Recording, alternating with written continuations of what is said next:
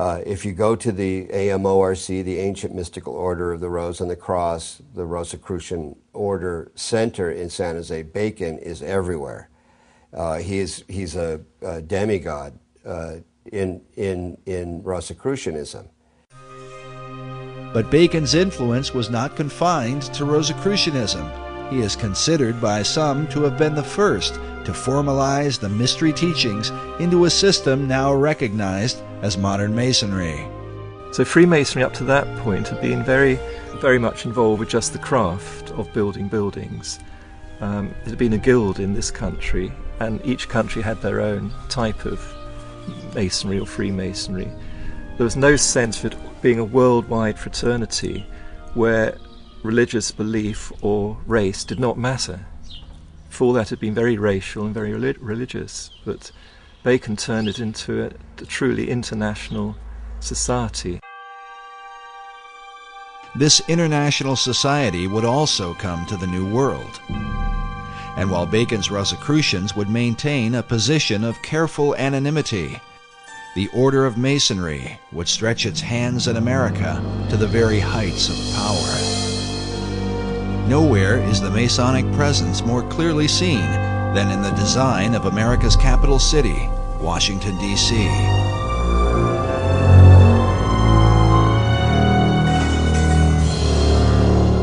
Yes, Washington, D.C. is completely based on Masonic architecture. The whole architecture is laid out in an occult manner with Masonic symbology. Every major building in Washington, D.C. has a Masonic plaque on it. I mean, the Masons have permeated, and the other secret societies have permeated our society since the very beginning. In his book, The Secret Architecture of Our Nation's Capital, author David Oveson confirms the esoteric influence of Masonry in the design and building of Washington, D.C. Oveson reveals the occult ceremonies surrounding the laying of the city's cornerstone, a ritual that involved the father of the nation, George Washington. 200 years later, in a ceremony commemorating this event, Senator Strom Thurmond, himself a 33rd degree Mason, is pictured alongside the cornerstone upon which is carved a Masonic square and compass. If you either look at the map of Washington, D.C. or try and drive in Washington, D.C., you think it must have been designed by a nutcase. But actually it was designed by a Freemason, a French Freemason named L'Enfant. I think Pierre-Charles L'Enfant was his name. And it's full of esoteric symbolism. Oveson writes that, like the pyramids of Egypt, the entire city was built in alignment with the stars, and suggests that the hidden purpose for the Masonic rituals is that America might be empowered by the gods of the ancient world. Can this be the reason for the pagan god and goddess images that have come to represent America? Tradition often claims that America was founded as a Christian nation only. But if this is the case, why are its symbols those of the pagan religions rather than images of Christ, the apostles, and stories from the Bible? Well, I think that this is where the great confusion comes in. America was founded as a Christian nation, but it was also founded as an occult nation. And there have always been two parallel forces here in America. One the Christian, one the occult, dating back into the 1600s. And until you understand that, you can't understand anything going on in the world today. The conflict between Christianity and the occult has compelled some to reject entirely the influence of God in early America. In February of 2005, CBSNews.com posted an article titled Our Godless Constitution. In it, author Brooke Allen wrote that our nation was not founded on Christian principles, but on Enlightenment ones. God only entered the picture as a very minor player, and Jesus Christ was conspicuously absent. A chief issue of debate are the very symbols that define the United States. Where did they come from, and what or who exactly do they represent? For many, the answers lie in the secret societies.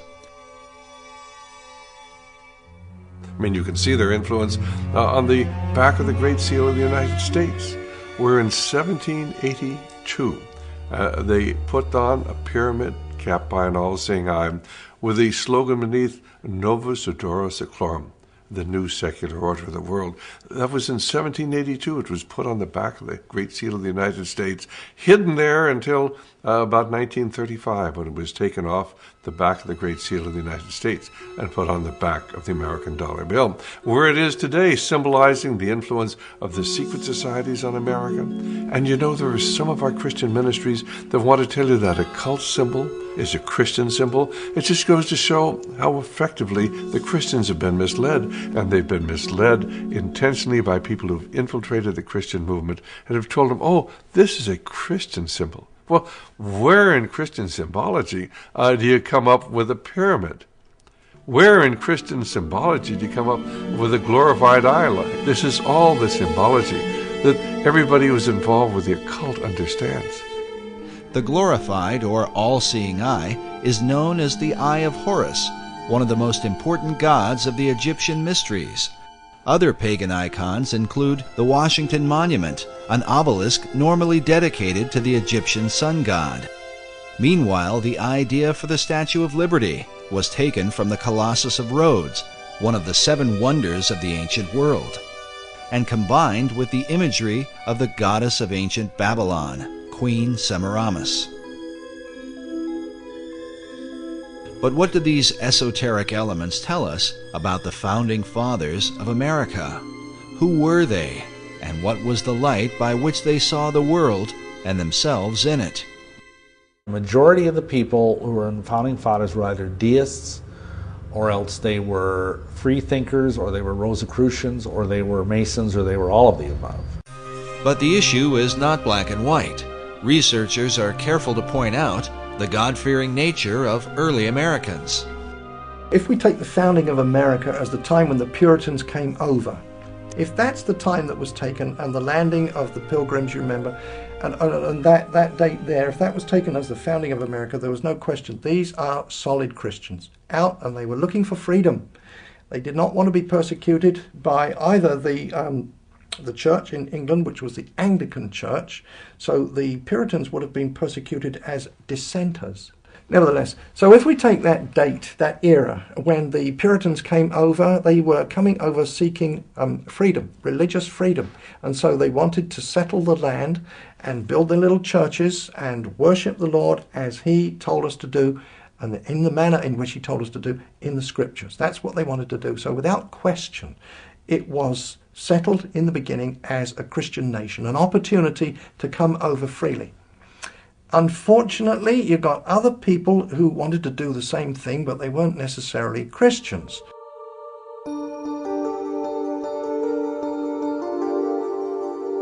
By far, the chief source of contention is the involvement of the Founding Fathers with secret societies, namely Freemasonry.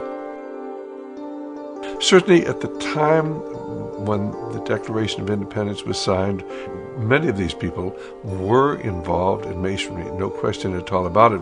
But it wasn't because they were dedicated to the esoteric principles of Masonry. Many of these people were strong Christians. In America, initially, the men that were elected, I believe 90% of them were all God-fearing men. People, on the esoteric side want to say, oh, this was a Masonic country. And there's an element of truth in that, because certainly there were many Masons, once America was established, who were working in key positions. I believe the truth is somewhere in between, as it usually is, the two extremes. It's a timeless struggle. Both sides of this power struggle are in full play. The sides of the secret societies, trying to push forth the new Atlantis. And so it doesn't surprise me that most of these men in the Continental Congress or the signings of the Declaration of Independence were Masons or whatever. That doesn't surprise me. It doesn't even bother me, because I know that underneath them is a vast horde of people that were biblical Christians. Masonry's history with America is filled with both mystery and controversy. Because of its secrecy, and because its members are bound by terrible blood oaths, Masons are reluctant to come forward with testimony. It's a secret society. It has always been a secret society. And to reveal anything about these secret societies ensures your death. And people who've tried to expose Masonry, even to this very day, risk their lives in doing it. Yet from the shadows, some light appears. When you actually go into Masonry in the first 3 degrees, why, you promise that if you are ever reveal any of the secrets of Masonry in the first degree, why you'll have your tongue cut out, and you'll have you'll be buried in the sands of the sea up to the level of your neck at the level of low tide. And at the second degree, I believe they cut out your heart, and the third degree they're going to cut out your entrails and burn them.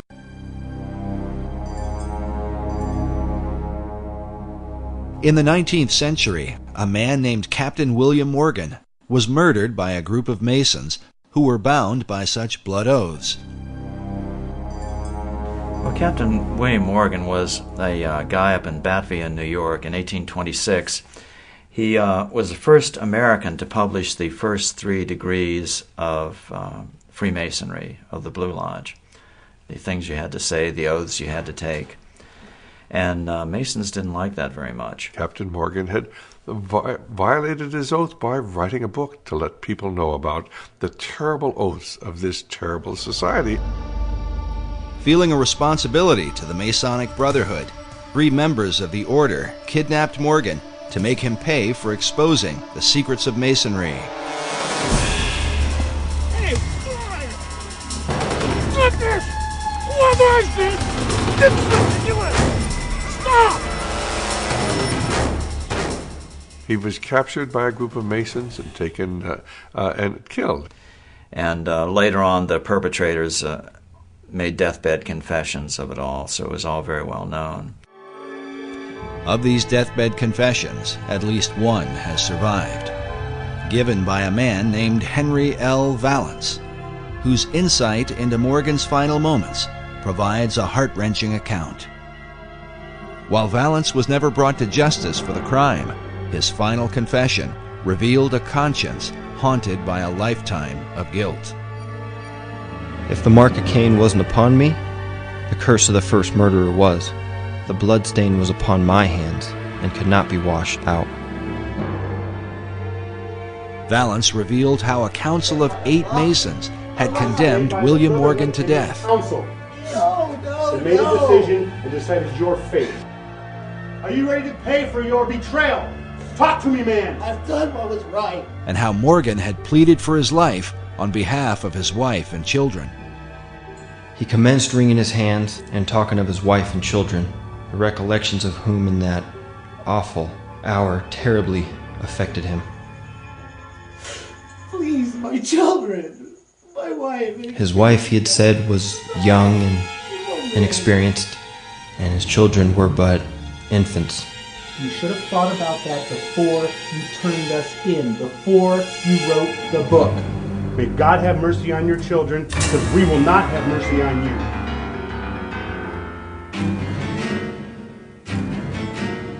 Despite Morgan's plea for mercy, Valance and his fellow Masons were determined to carry out their grim task. They gave Morgan time alone to prepare himself to die.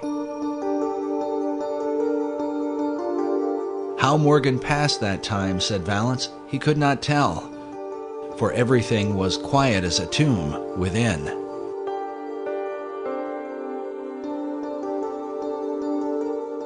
When they returned, they bound his hands and led him away to the awful fate they had prepared for him. The story was he was actually drowned after being mistreated horribly for a period of time. Well, when the word of this got out, and people began to realize this dangerous influence of Masonry within our society, why the membership of the organization fell off dramatically. As one investigator put it, as one writer put it, Freemasonry, which was rampant throughout the country at that time, almost dried up overnight. The public outrage over Morgan's death was profound, but when those who had murdered him were sought out, the people of the United States discovered that justice was not so easy